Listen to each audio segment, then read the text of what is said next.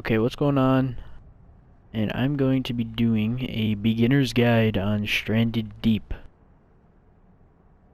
I'm not going to go through most of the game. I'm going to make this short and simple.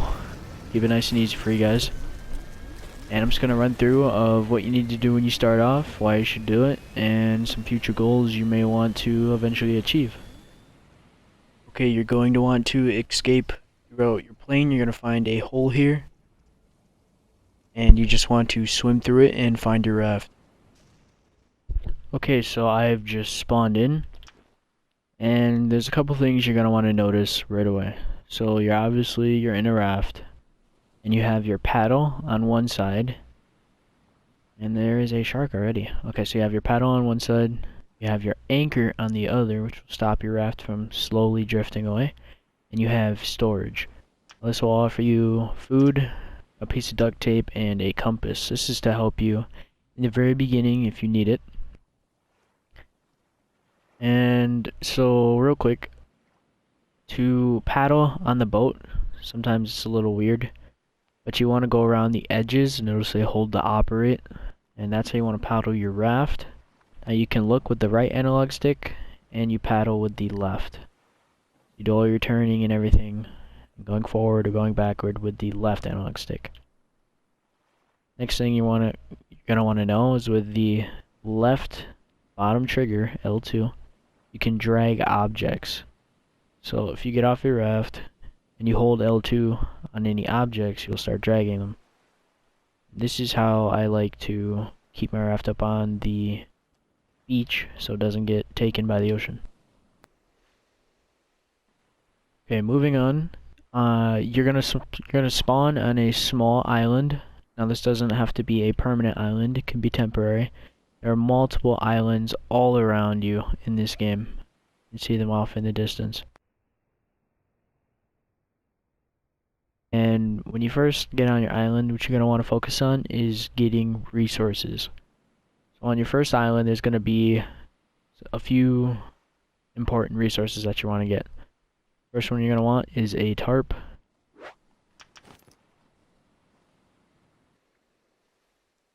The second one you're going to want to get is rocks. The third one you want to get is sticks. And then if you, once you get a rock, you can make a stone tool. And I'm using quick craft, which is R1, which is the top right trigger. And if I look with the analog stick and craft that, now you'll see these young palm trees all around the island. They're pretty easy to spot. So you can hit those with your stone tool, and you pick up fibrous leaves. And that is the fourth main resource you want to collect. An important thing to note about this game is your inventory is very small. You can't keep, everything you pick up on you. So once you've collected enough stuff, you're going to find your inventory full. And real quick, because I did not cover this, to open up your inventory, you're going to use L1, which is the top left trigger. And that is how you're going to equip and dequip things. When wandering around your island, you're going to run into things like structures. For example, this long pole sticking out of the water. What that is an old broken down ship. And the loot system in this game works by finding old ships and scavenging them for loot.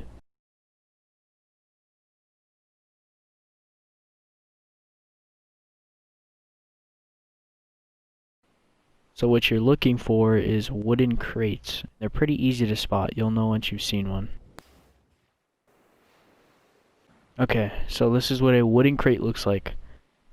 So when you find a wooden crate, you have a couple options. One, you can look inside of it, which is L1. You can see I got a couple resources here. But what you don't want to do is take everything out of it. What you want to do is you equip something that you can hold, and then you pick up the wooden crate. And that'll save you a lot of inventory space. That's just one shipwreck. There are multiple. There's like 7 or 6 different kinds of shipwrecks that you will find along the coasts of your islands that you explore. As more examples of my starter island, there are multiple shipwrecks. And as you can see, I got a couple of things. Now, wood crates you can use as storage. And while you're exploring for ships, watch out for these guys. These guys will eat you, so just be very careful. If you go ahead and press R1, the top right trigger, you will go into this crafting menu. Now you can switch between actual menus with L1 and R1, which is your top two triggers. But I wouldn't worry about that just yet since you're just starting off. So there are 5 different menus on here. As you can see, I can switch through them. And you will unlock items as your craftsmanship level increases. So for these, to be able to craft these items, I need to be craftsmanship level 1. And I have not crafted enough stuff yet to reach that level. Another main important thing is getting up a shelter. Shelters are pretty weird in this game, but you will need to build a shelter as soon as possible, which takes 1 lashing, 4 palm fronds, and 3 sticks. And you need this to be able to sleep, and you need this to save your game. If you do not save your game when you exit, your progress will be lost. Palm fronds can be obtained by cutting down trees and hitting the very tops. Sticks can be collected by either chopping down trees and hitting the trunk enough till you get sticks, or you can find them on the ground.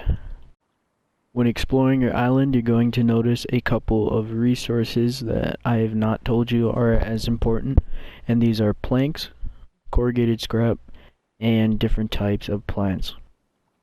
Corrugated scrap and planks are both used for building. You can use them to make farming pots, and you can in general build with them later in the game. Plants are something that you can actually regrow into farming pots and create more, and you can also use plants to create consumables, which will give you special effects to your character later in the game.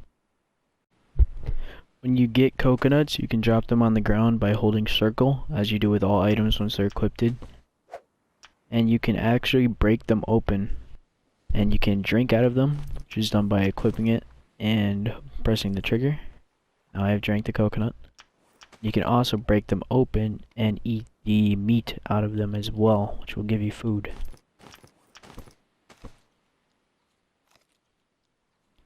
When exploring your island, walking around and looting things, you will notice a small purple and prickly plant. Now these are one of 3 things right now that can poison you, and you want to stay away from these. If you step on them, you will be poisoned. Currently I am poisoned now. As you can see, status effects poison. And never step on these. Avoid them as much as you can. What I found is they disappear at night and they come back during the day. When swimming through the ocean, you will find 2 more things that can poison you. The first one being the lionfish. If you get too close to these, you will also be poisoned. The third one being the sea snake. Get too close to these guys and they will also poison you. So be careful when swimming through the ocean. A few more things to know is small sharks are passive. They will not attack you no matter how close you get to them, and they cannot be killed. Stingrays cannot attack you, and they also cannot be killed. Goliath groupers also are in Stranded Deep. They will not hurt you, and they as well cannot be killed. If you pay close attention to stats on your watch, which you access by pressing triangle, it will tell you what your health is, what your current food is, your water, and as well as your body temperature. When your body temperature reaches 0, you start to overheat, and you can decrease that by either swimming in the ocean or standing in the shade. There are winter and summer months in this game. The sun will affect you differently between winter and summer months, so you will not overheat during winter months. In summer months, the sun is going to impact you a lot. This is going to be the end of the beginner's guide. Hope you found this information useful and enjoy your day.